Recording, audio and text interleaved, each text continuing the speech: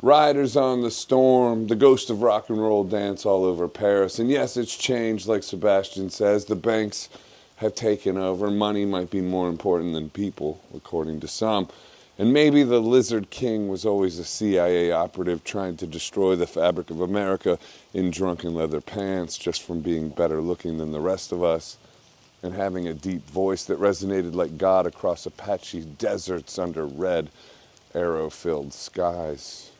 Maybe he didn't wind up in a bathtub in Paris at all with blue skin staring into infinity.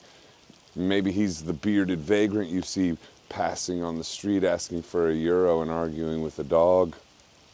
And anyway, Val Kilmer became him, just like Bowie became Warhol, as we are confused about who is really what in the simulation of endless TikTok screens spitting the latest dance craze into the eyes of the disenfranchised youth.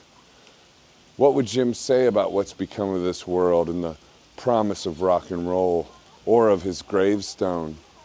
Or even poetry. Poetry got done in by politics and everyone screaming about the widening divide, lost in the insanity of judgment as the puppet masters blow cigar smoke over stacks of digital cash and the industry of war justifies blowing up people with expensive bombs and drones of death. Riders on the storm, into this house we're born, into the world we're thrown, like a dog without a bone, an actor out on loan. Riders on the storm. All true, I guess. So it becomes a question of who or what threw us into this world and why. It's not enough to just ride the storm anymore, and a tombstone full of graffiti isn't the goal if it ever was. The world seems to be saying it's not enough to be the rider. Now we must be the storm. It's not enough to die early.